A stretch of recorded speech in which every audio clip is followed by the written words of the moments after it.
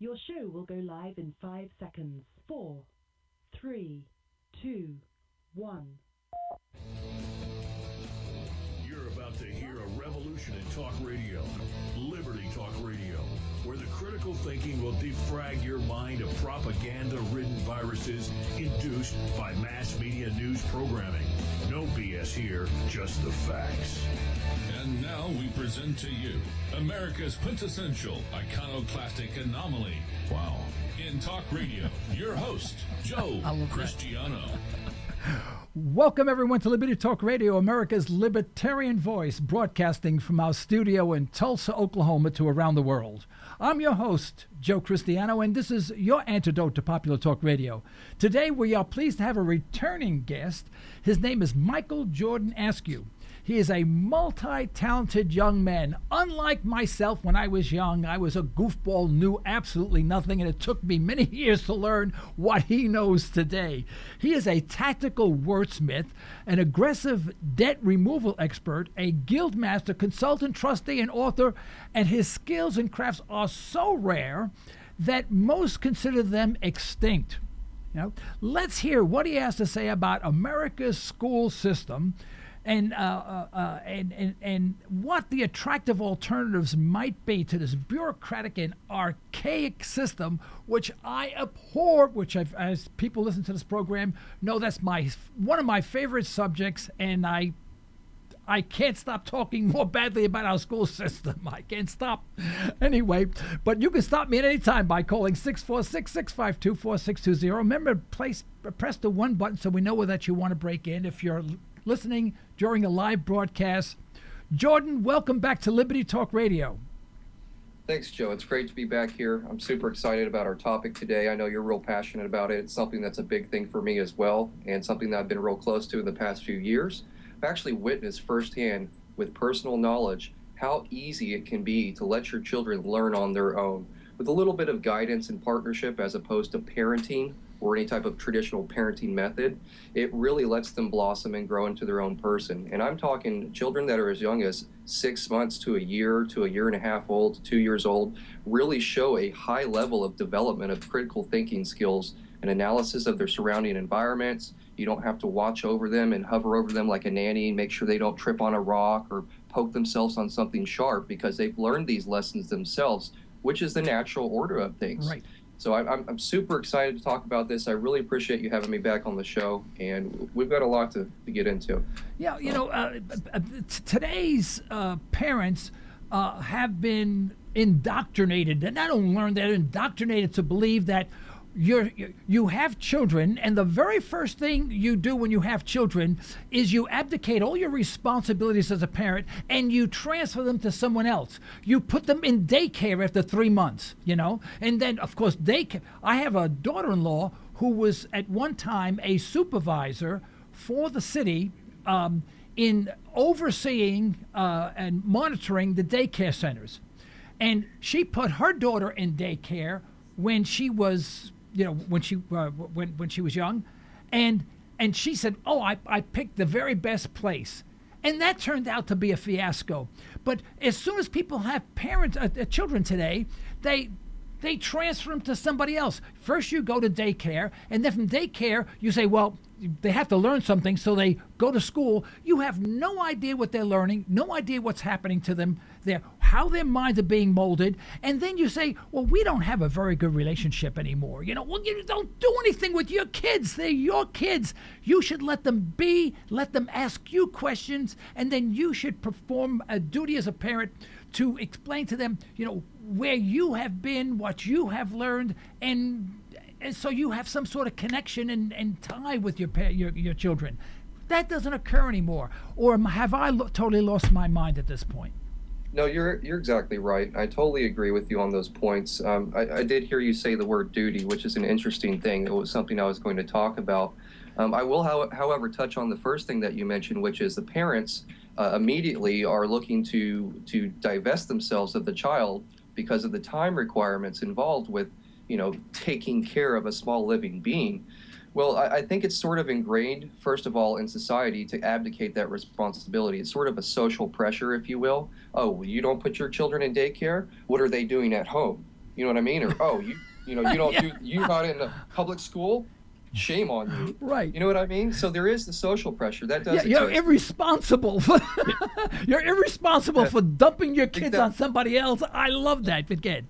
Yeah, absolutely. And then the second part I would say, Joe, is definitely a very intrinsic thing to the parent themselves, which is they've never really learned how to take care of themselves in most cases. There might be a few competent people out there, but for the most part, there's a lot of people running around out there that don't know how to manage their own lives, let alone a small child or somebody that's depending on you for certain things or certain roles or duties, as you mentioned.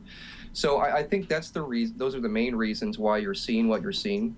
And then if you get into the fact that the child itself, the relationship with them as they grow up is dictated by the time you spend with them and the quality of the time, the lessons that are being learned or exchanged, because you can learn from your children just as much as they can learn from you. And that's what I call the partnering versus parenting. Parenting is a very authoritative, get over here right now, stop doing that, get off the back seat, don't touch that, don't put that in your mouth. You know what I mean? Constantly, these children are being told, don't, no. Right. If you would assess or analyze, okay, my child is not going to die or be seriously harmed by her poking herself on her finger on something sharp, and I feel that the value of letting her experience without interfering would be greater, and she would learn a lasting critical thinking lesson of, hey, this is what sharp feels like. Right. You know what I mean? Yeah. Instead of, you said sheltered. That's a perfect word. Yeah. You know what's interesting? I'm going back decades, probably before you were born. I heard this, and it was quite startling. It said that children from rich families are ill when they get older much more frequently than children from poor families. And they couldn't figure out why. And they found that the poor family would take their kid, put him in the backyard, have him sit in the dirt. The kid would put the dirt in their mouth, suck on a worm, do all these crazy things that kids do. And they would build up a tremendous immunity, where the rich kid would be in a sanitized house, not allowed to touch anything, never build up an immunity to anything, and some of them get sick and die much earlier. And I thought that was a fascinating study. And I'm talking about this is 40 years ago that this study was done. And I think they're absolutely right. We don't allow kids, but it goes further than that. When the kids are in the backyard, they're sitting there and they're exploring. They're using their mind, saying, what does this do? The interrelationship of themselves with the earth, with other living things, with thinking on their own, rather than someone structuring something, tell them, this is what you do now. Because as soon as you stop telling them what to do, they don't know how to think. They're waiting for their next instruction. And this is where our society has arrived. Oh, absolutely. Waiting for the next instruction is a perfect description. Always waiting for somebody to tell you what to do. And it's funny that you went to the root of that. The root is basically being surrounded your whole life by artifice, artificial air conditioning, not being able to adapt to heat, artificial this and that, sanitation, like you mentioned. I think last time we spoke on the previous show, we had brought up, or you had brought up the soil in the mouth thing, which is not just a kid playing or being explorative. It's something that's instinctual, just like an animal would know to go eat grass, a certain type of grass, when it's got an upset stomach. You know what I mean? So they're getting the minerals they need. So therefore, their body can operate at full capacity. Hopefully they haven't been pumped full of vaccines and toxicity at that point. And you're so dead on this. By sitting in the earth, around the earth, and interacting directly with natural objects, things that have a living resonance field that matches the biofield of the body, people are able to learn in conditions that are natural more so than artificial conditions. There's also studies that prove that. So I think that has a big part with the early development of that child, the root or the source of their relationship with things. And how is that made? Is it artificial? Is it naturally developed? And then obviously the latter would be preferable. So it was interesting because I'm a street kid from Harlem. I sang doo-wop back in the 50s, and those, I tell you, those are my the grandest times. I have memories that are so vivid. I play these memories every day of my life. Anyway, but my mother was a stay-at-home mom. She didn't drive. She never drove till the day she passed away. She never drove a car. She used to walk to the store. This is New York. There's no place to go. You don't want a car. Can't park it anywhere. Exactly. But during the day, I would, I got up, she made breakfast for everyone. We went downstairs. I went to the park. I mean, I crossed First Avenue all by myself as a little kid. And we're talking heavy traffic. Never got hit by a car. I learned to deal with that. And then in the park, I had to deal with other kids. If I was on the swings and this kid, Jimmy, who was the gang leader, for the small kids, big gang leader at the time, and beat the hell out of me every time. I mean, he used to come up to me. His favorite line was, "What?" And just come up to me. I'd be playing, doing something, be on the monkey bars or whatever. He'd say, "Hey, Joe, come over here." I said, "Yeah, what?" He says, "What'd you say about my mother?" That means I was going to beat the hell out of you, And he beat the hell out of me, him and his henchmen, Anyway, but, you learn by those things. And I carried this forward when I worked for a very large, fully integrated oil company, and I had tremendous difficulty assimilating in the corporate society, because everyone was so compliant, so complimentary, and so obedient to whatever was said. And I was always saying, "Excuse me, that doesn't make any sense." And I was always getting in trouble. I was surprised. I was there 25 years. I'm surprised I lasted that long. I was a good worker, but I just never understood. I used to say, "I don't understand." And people thought, "Boy, you're really stupid. You don't understand." I said, "It doesn't make any sense." And I was always the guy out. I was always, whenever they force ranked everybody, I was still on the list, but I was always the last guy on the list. And I attribute that for me walking the streets of Harlem, and not being indoctrinated like all the other kids are today.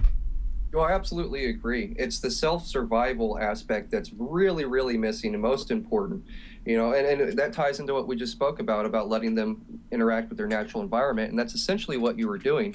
But then you have the social dynamics on top of it. And we all know in today's society, that's a little skewed. We talked about the music last show, all sorts of other factors that are really, really in your face, unnatural, and the social pressure to be with the trend or be the cool guy or do this or say that or comply, like you said, it is there and it does exist. And even a small child can feel that. They are actually more perceptive than most people realize, and more than most people even. And so I would definitely say that by you learning the hard way, by being beat up, by having to dodge, a physical danger, it just ingrains the self-reliance, self-survival instincts in you to where you can function as a normal operative adult. And that would actually tie into relationships as well. When these children that are unschooled or free schooled or no schooled or all these different movements, essentially when the parent partners as opposed to parenting, they assist themselves and the child in growing into a fuller relationship with themselves and with the other being. Okay? Now, when that being or that child grows up to be an adult, now they can interact with other adults healthily, in a healthy manner, I should say. And to the extent that that other adult is a responsible person, now you've got a healthy relationship and they can build a family of their own and pass down the learning. I do believe that a real thing, not only epigenetics, which is the conditions around you affecting your DNA, I believe that's true for children and for adults as well. But I really believe that the parenting habits that most people have are instantly recognized by the children because they're already in a mode of, I respect you, I depend on you, and I want to learn everything I can from you. And so you'll see when you give the child the opportunity to do things on their own, they relish the opportunity. In fact, they make it a game or they enjoy it. So, Joe, maybe if your mother or your father was like, "Hey, Joe, if you don't watch out for these cars and one of them hits you, you're going to die and we won't see you anymore." It's sad, but that just means be careful. So I trust you. I trust that you understand what I'm saying. Avoid those cars. Do you think you can do that? And of course you're like, "Yeah, sure." And then you go do it. Now, having that level of trust initiated and then completing the task and knowing, okay, my dad was right. If I just look out, I'm not going to get hit. That right there is one of the greatest life lessons you can teach a child. Right. Yeah. So I do believe that they're constantly looking to the person for guidance and not parenting. And when they receive the parenting, the result is taking on of the parent's conditioning, taking on of their I wouldn't say flaws, but their traits, if you will, or their relationship traits, and even observing the interrelationship between the mother and the father, that child's going to learn a whole lot or learn a whole lot of bad skills. Yeah. So. It's very difficult to have a conversation with a school teacher. My wife and I were at we went on a ski trip, with the Tulsa Ski Club one time. and we were delayed when we got to the hotel. The hotel wasn't ready for us or something like that. We're all in one room, and it was a teacher. It was an older woman. She just near retirement or just retired. And I had just finished reading the book Day of Deceit. That's the prelude to World War II, you know, and the attack on Pearl Harbor. And this guy has been doing research for 30 years on this thing. Unbelievable book. I'll never forget the last two words of the book. The last two words of the book, and every time I say this, I get goosebumps. I mean, I have goosebumps right now just thinking about the two words. The last two words of the book were, "We knew." And every time I say that, my chills all over my body. Because when you read it, this guy has such authority about what he's researched and everything. I mean, it's amazing. Anyway, so I asked this woman, and here we are at this hotel room. There's a bunch of us. We're just standing around on the floor and whatever. I said, listen, I've just finished reading a book, you know, Day of Deceit. This I said about Pearl Harbor. And I said, it seemed to be something. And before I could ask the question, she started yelling at me. I mean, it's like, don't confuse me with I never forget this. I mean, she became aggressively irritated. Really, I backed up. I mean, I was literally afraid. I mean, I thought this woman was going to go ballistic. Like, how dare I question, the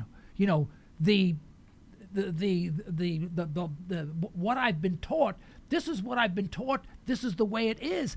And I wasn't challenging her. I was asking. I said, "You're being a history teacher. Geez, you could answer this question." She would not discuss. She yelled at me. I had to leave the room. Never forget, this was about 10 years ago. And I said, and this is my experience with most people. They cannot have a conversation about anything if it doesn't affect what they know. It affects, here's the big word, it affects what they believe. That's what bothers me. And I tell people the difference between knowing and believing is that when I leave the house with my wife and we're driving away, my wife says, "Oh, honey, did you lock the back door?" Well, normally I do, but I'm not conscious of it. What do I say? I believe I did. My wife is happy, right? Did I lock the back door? I don't know. I have no idea if I locked the back door, right? So next time when we go, and I go back, and the first thing I do, I see if I locked the back door. And most of the times I did, right? Sometimes I don't, But the next time I go out with my wife, what do? I double check it's locked. Now I get in the car and my wife and I pulling away. She says, "By the way, honey, did you lock the back door?" What do I say? No, yes, I know I did. Right? And people have a difficult time distinguishing between what they believe and what they should actually know. And it drives me nuts. Take it away. Yeah, absolutely. You're always on point with that. And the distinctions, I think, are really important.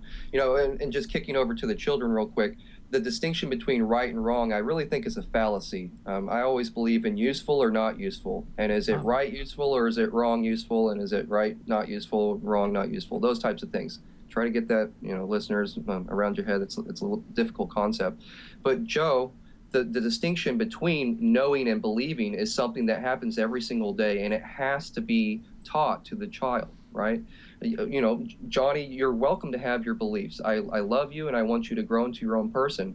But there is a difference between knowing something factually and believing. And your belief could be just as true as the knowing, as long as you're in alignment with that concept, as opposed to just fully jumping on blindly and not investigating your own beliefs, your own thoughts, your own emotions.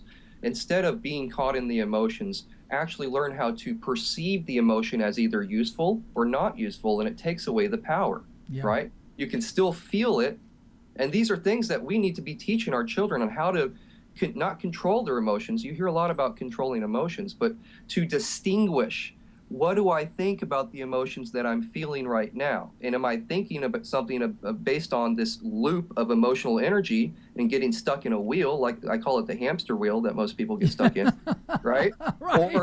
Or am I I have a few of those in my head. We all have them. So am I coming from the top down, and am I assessing this loop that's already going on down here of emotion? And so if you can teach these kids these things, they'll learn to make distinctions on their own as towards other situations like you're describing. And I really think the foundation and the root of the conditioning and the worldviews is it has to be not attacked, but identified for any given person. And it makes sense when you say she got extremely aggressive, or aggressively irritated is a perfect word. because you're challenging her worldview, and you didn't even have to say the whole sentence. It was the energy behind what you were bringing that led her instantly to question herself and her life path. Why did I do what I did as a teacher? And instead of going in and being truthful with herself, it appears that maybe she just had an emotional reaction, right, a trigger that came up, and then she jumped on you for it. Yeah. Well, I made sure that I did not get on the top of the mountain with her on the blue slope. You know, I avoided her like the plague. I was really afraid. I mean, she literally frightened me. She got so angry. But with other people, I find that they want to dismiss it. They don't want to talk about it. And me, I'm so inquisitive. If someone told me that, you know, Martians started World War II, I'd say, they did? How did you arrive at that? I want to know what they have to think about it. I mean, I may not agree with them. It may sound crazy, but I certainly want to hear it. I don't want to get angry with them. It makes absolutely no sense whatsoever, you know? Anyway, now, so we got that out of the way. Now, we still have the school. I guess the school system is still thriving even after this part of this program. So how do we make this the transition, you know, from this horrible system that's getting nothing but worse, you know? And you know, we look at our school system, look at the kids that are in ghettos, you know, or the poorest neighborhoods. Now, there's schools there, and the schools are rancid. They're horrible, and the kids are learning nothing. Most of them, the graduation rate, this is the interesting statistic, the graduation rate of inner city children, not just black children or white children or red children, I mean just overall, I mean not the suburbs, of the cities, of all the major cities. And now Tulsa I consider a big town, but that's considered in the statistics. Tulsa, Oklahoma City, all the, you know, those big cities, including Los Angeles or Chicago, is 51%. 51% of the children, of the students that go to high school actually graduate. I mean, I tell you, if I had a car that only started half the time, I'd get rid of the car. That's right. And yet we persist and we say, we're going to throw more money at it. Well, we're throwing mega billions and maybe trillions at it, and it gets nothing but worse. What do we do with this monster on our hands? Well, it's going to take some tough decisions by individuals themselves regarding their own children. That's the first thing. That's just common sense. What do I really want for my child? Like you said, if the car starts 50% of the time, is it really of use and benefit to the child or you? Or is it becoming a burden, right? That's the first thing to deal with. Second thing to deal with is how do I bring other people on board, or at least show people as an example of what I'm doing? And whether there's flack or criticism, whatever, I know other people are going to want to do the same thing, because what I'm doing by not schooling my child and by partnering with them and letting them learn what they want, of course, they might need to know some basic skills. That's the duty you're taking on. You said duty early in the program, a duty to teach them some basic skills like, you know, reading and writing and, you know, math and all these different types of things. But on top of that, I would say, Joe, that if you're going to move past doing that for your own child, you might have to institute some sort of vehicle, some sort of campaign. And what I mean by vehicle is like a funding vehicle, either a nonprofit company, a GoFundMe campaign, creating a lobby, becoming a lobby for the state. You know, obviously the political system is broken, but there can still be some things that can be accomplished by you directly if you can put yourself into a position to be able to lobby your interests, right? So I think that those two things, finding some sort of vehicle to spread the word and show your example, and then first and foremost, being the example for your child, are important. That's the starting path to answer your question. And then on from there, there's plenty, like you said, there's plenty of money being literally thrown down the drain. Even with my clients that I talk to, new clients and stuff like that, I hear them telling me they're throwing money down the drain. Like one client I spoke with recently, paying for a $600 a month lease on a car that's sitting at the dealership she's not even using. I liken that situation to the education system, right? That's exactly what we're doing. We're not using any of the education organs that could be used to help the society, the new foundling society, function in a proper manner. All we're doing is creating a bunch of automatons that are wholly compliant, that are totally absorbed in distraction and media and any type of outside situation, as opposed to learning and looking within and knowing, who am I as a person? Because the personality doesn't just magically poof and appear after puberty. the child has a personality, and the worldviews and the conditioning usually beats the crap out of them. And so when they get to a teenager status and all the hormones are flowing through, well, now they've got all these like mixed emotions, and they're worried about, who they really are, and why don't I feel the way that my parents sort of intend that I should feel or say that I should behave, and all sorts of different things. For myself, that manifested in being an extremely rebellious kid who couldn't be told to do anything at all. In fact, if you told me not to do something, I would go do it instantly, and then go do it again to prove my point, right? Not just once, but do it again. Right. So I think that was my own dysfunction. I had to learn to jump out of that, but I was blessed to be on that side of the coin and be a child who was developing himself and learning himself, running away from home constantly and being out on the street. You know what I mean? Right. So I really, truly believe that, again, to recap, you got to start with your own child, start with yourself and your relationship to your child, then spread the word somehow with some sort of vehicle. And then after that, you need to attend or maintain whatever movement, if you will, that you started, and then find some actual productive, sustainable, and money usable ways to put it into play and make it a practical idea. Right. Well, we would become a free society really quick if we adopted that type of attitude. Yes. It's rare that I would not meet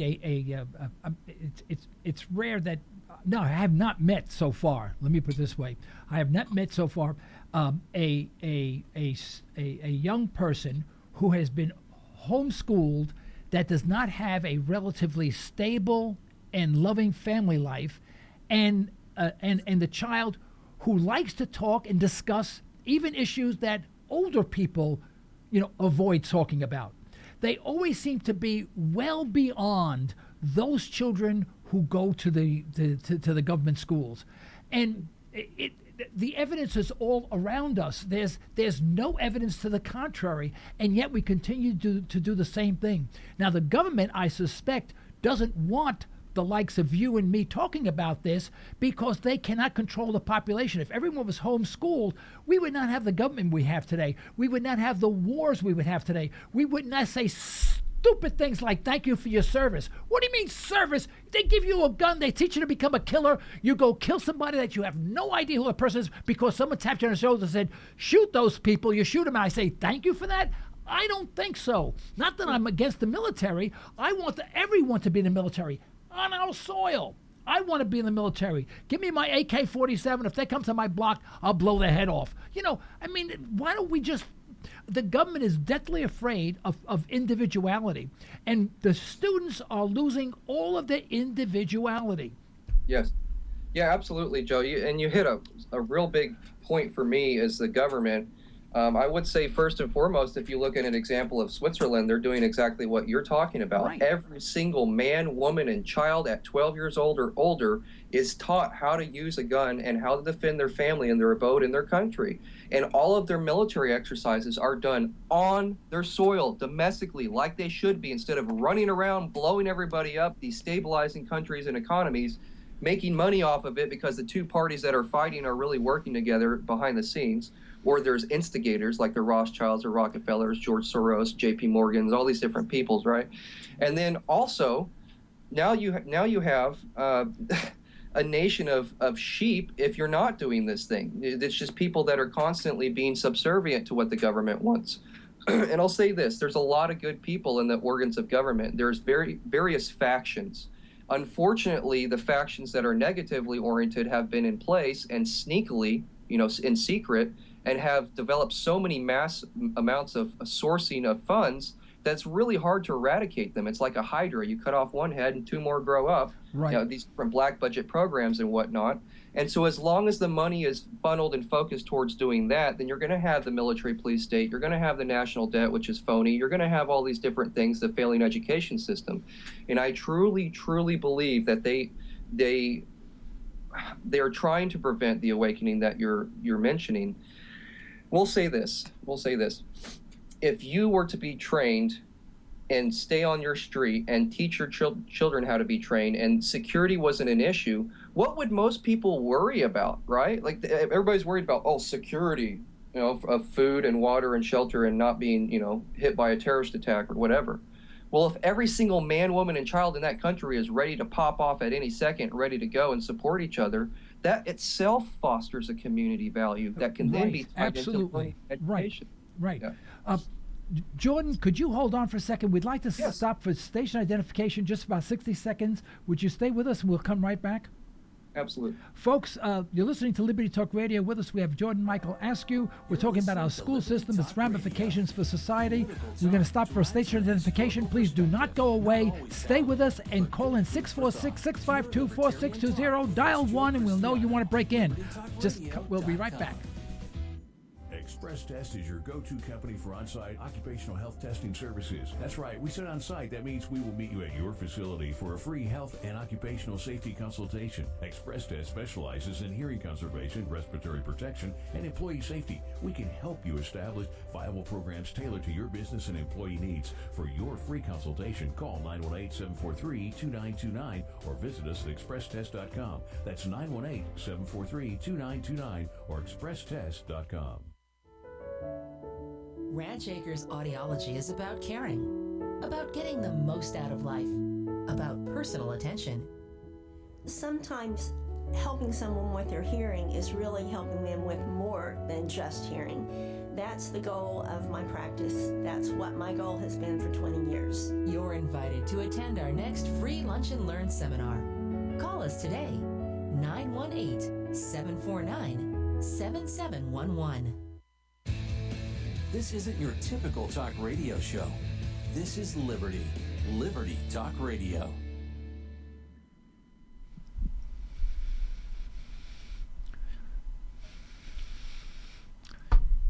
Folks, welcome back to Liberty Talk Radio. I'm your host, Joe Cristiano. With us today, we have Jordan Michael Askew, and we're talking about, child rearing and education and our education system and our archaic system of learning, which is very ineffective. Jordan, it seems that we need a major movement. I agree with the tactic of speaking to our representatives in changing the system. Unfortunately, I'm just not very optimistic anything would change, and if it did, it would take 1,000 years and we'd all be dead by then. But I can't see a internal revolution where people start learning about homeschooling, realizing what harm that the school system actually does this to their children. Not helps them, it does more harm than good. And maybe more people will realize that they have to stay home with their children, save a lot of money, and especially if we didn't have the school taxes that we had now, people would be able to stay home without having a second job, raise their own children, and not have to force them to go out and work, and thus using school as a babysitting, as a child sitting mechanism.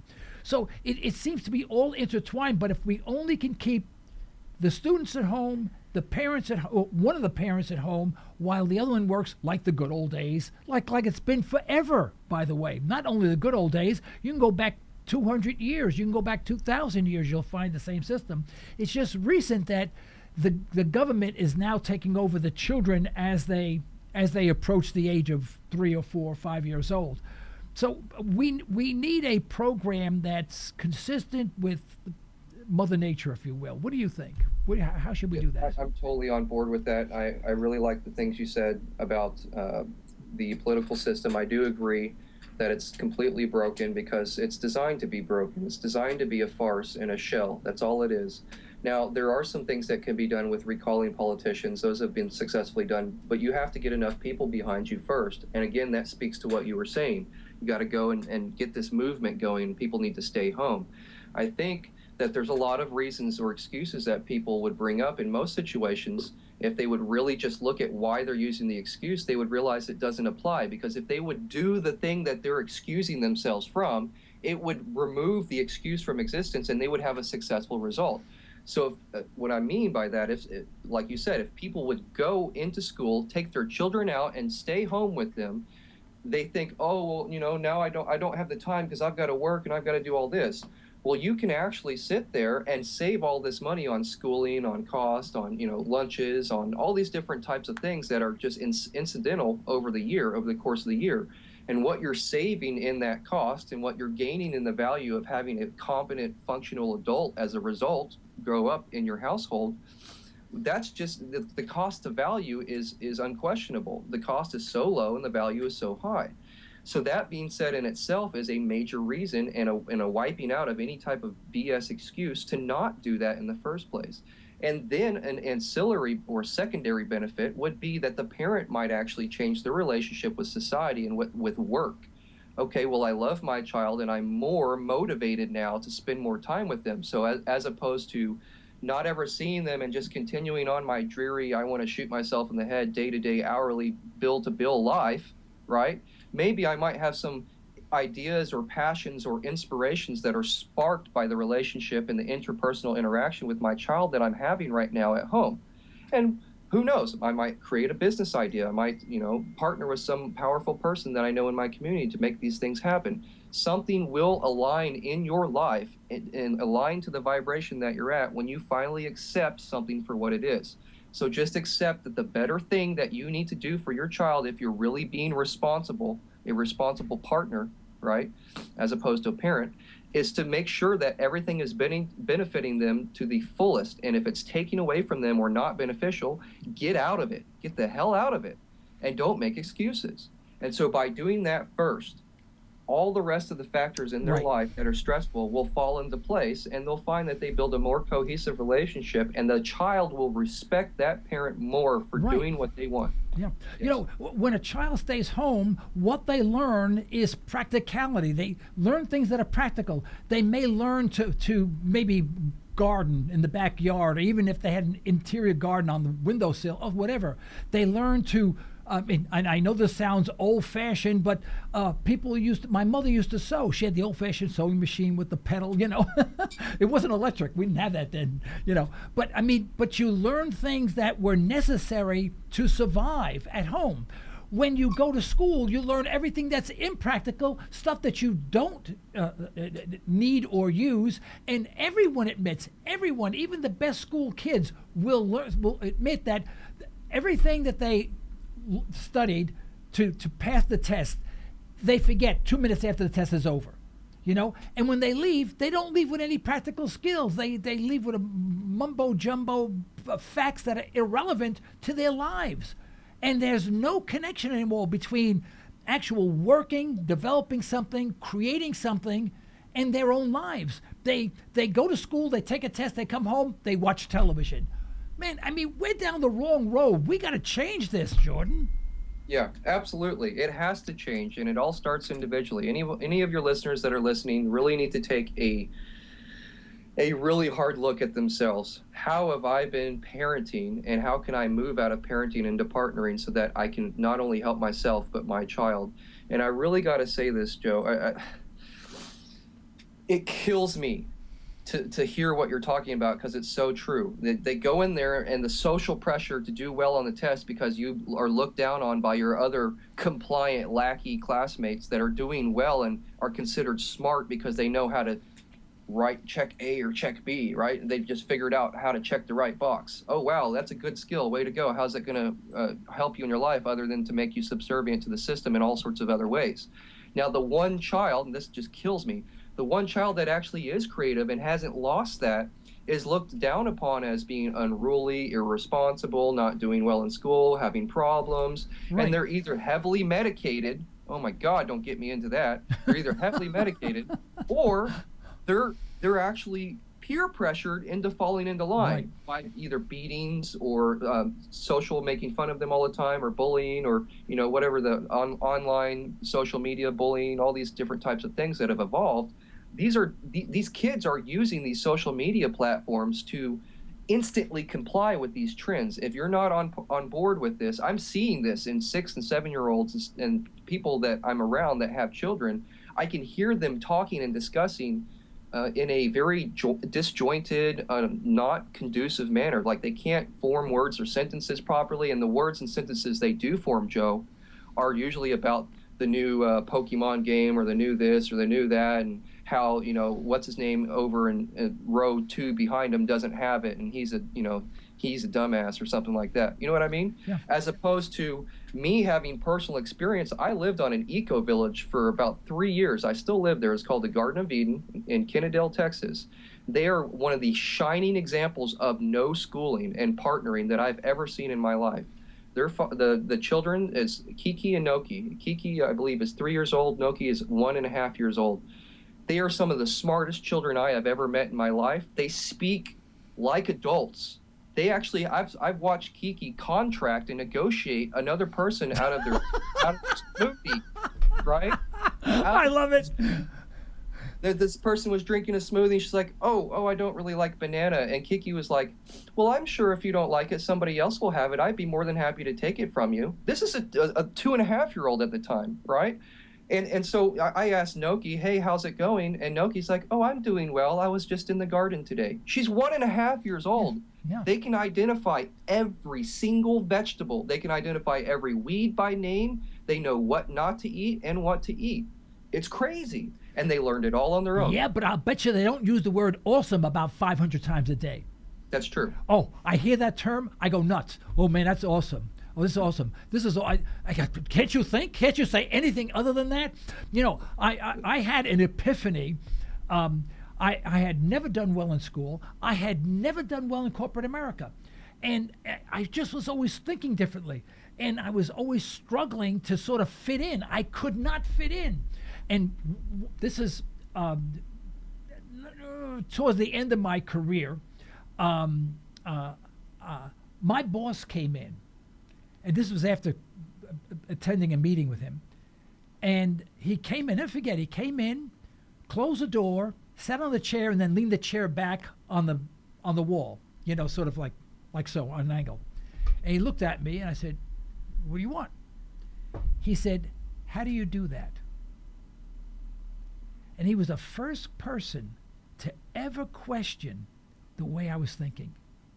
Because he realized the way I was thinking was different, but in fact had substance when all the rest was corporate lollipop. It was just corporate nicety nice and corporate compliance. Let me put it that way. I guess a good word. Corporate compliance. And I was saying, well, why do that? And of course I'd always get in trouble like, oh, you obviously don't understand. You're right, I don't understand, And he was the first person, his name was Steve, never forget. And he came in and he said, how do you do that? I didn't know how to answer him, And I thought at that point, now this is really late in life. This is not when I was like 28. This is like when I was 58 or maybe later, And I realized, well, maybe I haven't been wrong all these years. That was the first time I realized I may not have been wrong all those years.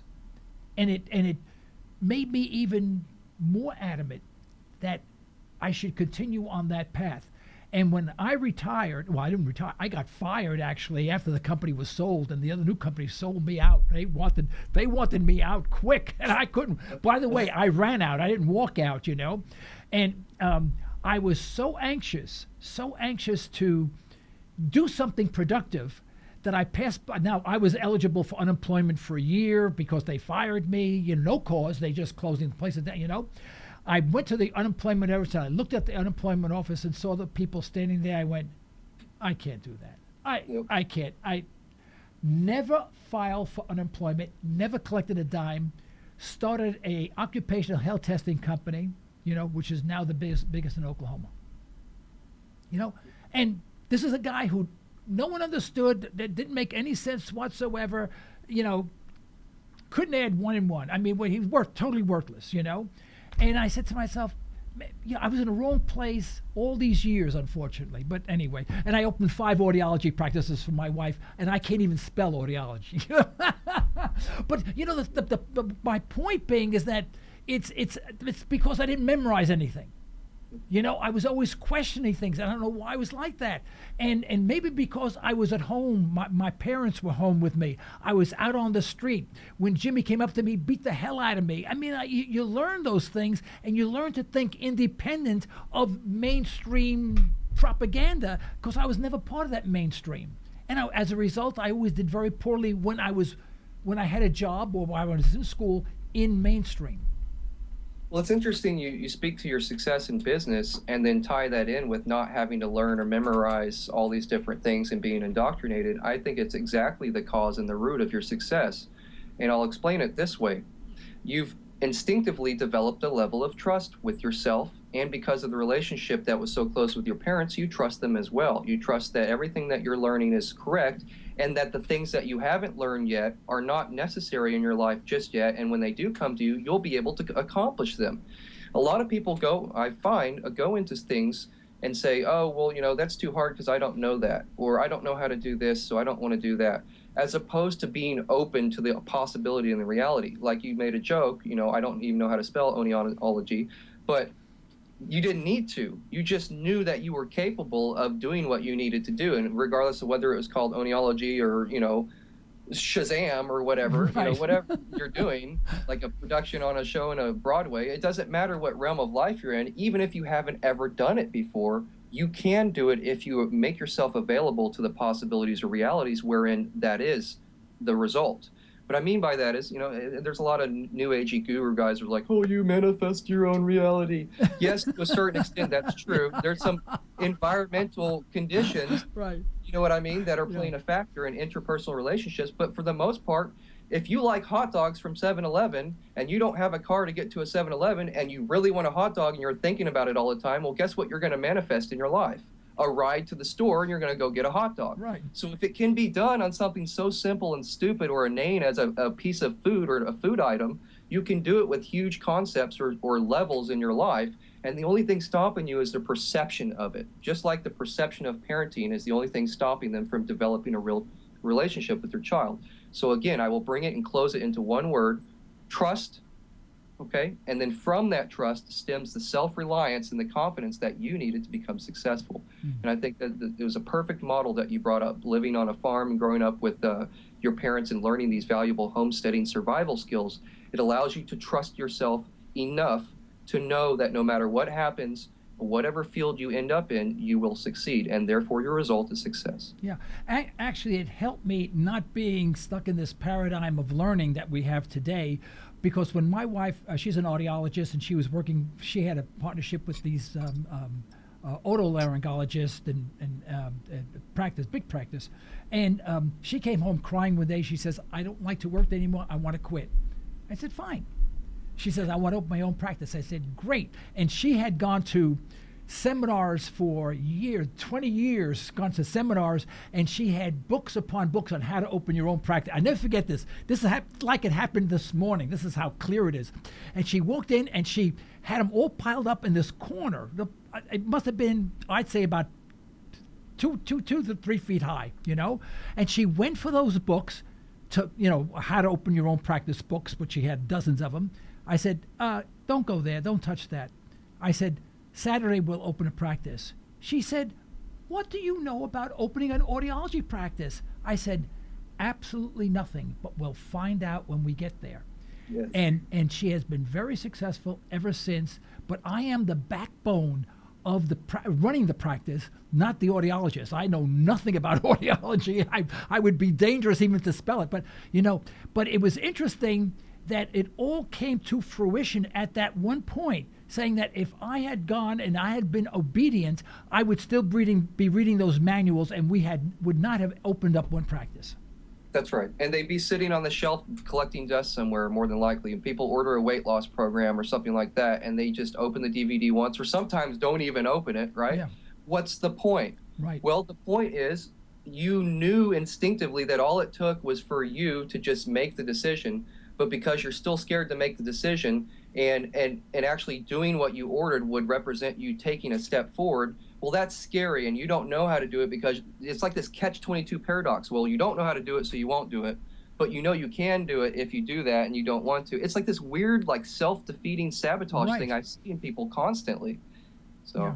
So going back to education, which is supposed to be a topic of this conversation, and not my whole life, but it really it's hand in glove in that students come out of school today after 12 years or 13 years if they went to preschool, 13 years of school, and they get out.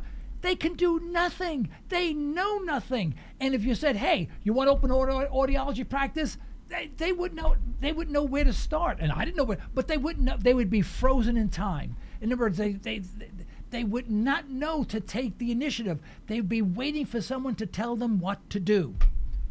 And that's what bothers me, is these kids come out of school and they have no desire. They're waiting for someone to hire them, to give them some sort of income for doing something or training them.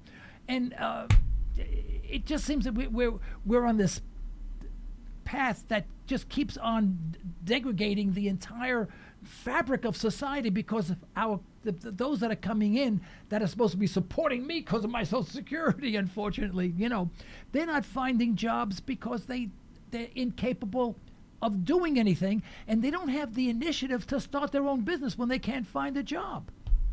That's right. It's a sad thing. It really is. I will say this. I have a theory, and I call it open reality. I think the source of a lot of people's failure, and I don't really think a failure is a failure. It's a learning lesson, depending on the severity and the consequences, obviously. But for the most part, I think that the open reality theory that I'm professing is a solution for the root cause of why people fail. What I mean by this is the energetics and the perception. I keep coming back to this. The energetics and the perceptions of your body while you are doing or learning a certain task is paramount. Not how to do the task, not what tools you need to do the task, the energy and the perception of what do I intend on doing with this? How am I looking at this? Is this difficult? Is this easy? Am I prejudging myself and my skills before I even try it? Am I afraid to do it? All these different types of doubts and questions and fears and things like this are the energetic state that closes the person off into one reality that matches that energetic state, which would be failure, difficulty, injury, all these different types of results that are not necessarily beneficial. Now, for one to come from a wholly trusting, 100% open reality, open possibility, I don't know how the hell this is going to happen, but I'm open to however the hell it shows up to me, right? That's what I'm talking about. Yeah. And of course, I'm a practical person too, so I'm going to actually do what I can to make it, or have the catharsis to start the energy ball rolling, and then just let it roll where it may, and know that if I do that, it will vibrationally align to a successful result. And then I think people do this successfully without realizing it, and there's always this instinctive, what is the root of my success, in the back of their mind? You know what I mean? Whereas the people who fail all the time, and their whole mind is going around in the hamster wheel, why can't I ever do this? What's going on? And it's because they're killing themselves from the start. So the open reality, being open to any reality that would be near the result you're looking for and not being attached, is something that I have a theory on that gives me. You brought up failure. People are afraid of failure. I'm not afraid of failure, because failure and I are good friends. I failed so many times. I remember one time I lost in one business venture. I lost over $100,000 in cash. El Zippo, and I was biking with a bunch of guys, and we're all the way out in the country. We stopped at this one store, and the guy said, "Hey, Joe, how's that company coming along?" And in fact, it was with a pretty heavy-duty guy who had worked with Sir John Templeton and whatever. So, and we were really enthusiastic about this company. And I said, "Oh, it closed down, didn't work." They said, "Well, you don't seem to be very upset about it." I said, "No, we go on." And he couldn't understand why I was not upset. Now, at the time, that was about all my money. I didn't have much more than that, but it didn't bother me. And because I was accustomed to failure never bothered me, because I expect it, but I move on. And as a result, I may fail 5 times for every time I'm successful once, but that one success is 10 times more powerful and more profitable than the 5 failures that I had. But people seem to be frozen in time. Yeah, absolutely. And you just proved my example. You are the perfect living proof, because of all these successes that you're describing and the failures you had to go through before. It really brings me back to what I was saying earlier, in that the failure is only a failure, 1, depending on the severity of it and the consequences, but 2, how you mitigate those and how you look at it in the first place. So if those 5 failures motivated you to be more aware of these different factors that cause those things, and you had that knowledge going forward into the 6th and final success, well, then it does make sense that it would be 10 times more successful than any of those 5 failures put together. So I really truly believe that, again, the perception, everybody has to come back to perception, because perceiving is the root of your life. You would not be here unless you were perceiving and observing the reality around you and within you. And, even physics experiments with the nature of light, they've observed light as both a particle and a wave at the same time. And then also, light is smart. It knows when it's being watched, Joe. So if you have your light sensors on, it shows up as a particle. If you turn the sensors off, it shows up as a wave. They found a way to catch it without it knowing that it was being sensed. And so it just goes to the fact that everything is always perception and observation, and it has a direct effect on the reality that you're experiencing or what you're in alignment with. So the education is something that we need to be in alignment with changing, and it has to change one at a time. And then also, as you're doing your individual change, you might want to put some energy towards getting other people on board in whatever way that shows up to you, and know that you will be successful if you just trust the process. Well, what's our? We're about ready to conclude. We only have about 5 minutes to go. This has gone fast. Yeah, I just got a note said 4 minutes to the end of showtime. All right. So could you summarize how the heck do we get out of this conundrum? Yeah, absolutely. Okay, so the first thing is going to be self-analysis, and that's going to be the most difficult thing. People will generally jump to the logistics of a problem and say, oh my God, how are we going to do this? This is the hardest part of it. Well, no, not really. Getting the people who are working on the problem in a cohesive manner to come together and be in alignment with one another's ideas and creativity is really the problem. So, having an understanding of themselves, because if you don't understand yourself, you don't understand anything you're doing. Right. By yourself, let alone with somebody else in a partnership or a joint venture. So, that being said, the root is the self-determination, the self-discovery, the self-analysis. I'm not just talking about children, I'm talking about parents. I call them partners, because they partner with their child in the duty to guide them throughout their life until they're ready to move on. So that's the first thing. We've said that a couple times throughout the show. The second thing would then be, again, finding the appropriate vehicle. And you know what? That might be an express common law business trust. You set up a charitable trust, get yourself an EIN number online with the IRS, set yourself up however you like so that your taxes are deferred or you don't have any tax, or perhaps you're nonprofit. Of course, if you go nonprofit, that's got a lot of bureaucracy hoops to jump through. You have to prove donors. You have to prove people on board, all these things that they know that people are going to just give up. So set yourself up a trust. I have multiple trusts going right now. Patrick Henry, one of the people that rode through all the towns during the Revolution, ringing his bell and on his horseback saying the British are here. That guy, when he died at the end of his life, he had set up over, I think, 400 trusts, business trusts, for his progeny, his generations. 400, okay? And so it's easy to do. That's my point. And it's still easy to this day. And there's just a couple hoops to jump through. So I would say the ideal vehicle, at least for me, to share and spread these types of principles would be a private trust, which is not beholden to any type of government authority other than the way you do business in the public. Okay, so that's the second thing. And then the third thing would then be funding. It's a big problem for most people, but I think you'll find that if you can touch the passions or the wants of most people, even if they are dumbed down, they still know what they want. They might be kidding themselves and not in alignment with it and basically living a life opposite of what they want, right? But when it shows up to them, they know what it is. Case in point, when somebody sees something online to donate to and they go, oh, poor puppies, and they click on it, they know they're not going to take any freaking time out of their life to go save a puppy that's being beaten or animal cruelty, but it makes them feel better that they're more in touch with what they want in their life, which is peace, harmony, and safety and happiness, yada, yada, yada. So again, I would say that the third part would be funding, and it's very easy to do if you tap into those people's feelings, and not in a manipulative sense, but in a sense of, hey, are you guys on board to help in any tiny way that you're capable of doing? I think that's the solution, or one of the primary solutions that I've seen myself. This is great. Jordan, we're about out of time. It's been a great hour. I hope you enjoyed it half as much as I have. I really appreciate your coming on the program and sharing your insight with us, especially to a guy like me who's so ancient, and needs to be revitalized once in a while. And I do hope that you will accept our invitation to return at a later date. Yes. Yes, absolutely. I would love to be on your show. You guys are awesome. I really admire what you're doing, and I respect it a lot. And thank you very much for having the testicular fortitude to actually speak about these things, not only just in private, but on the air and in front of your listeners as well. So I really appreciate that, and it's something that's important to me, and I recognize in other people is honor, integrity, and confidence to speak and know and do what you want and what you're meant to do. So I thank you very much. It's been a wonderful time, and I'll see you next time. Thank you so much, Jordan. Folks, this is the end of today's program. We'd like to thank our sponsors for the financial support, and we'd like to thank you for listening in. You can further the cause of liberty by recommending this program to your friends and let us hear from you. Our email address is comments@libertytalkradio.com.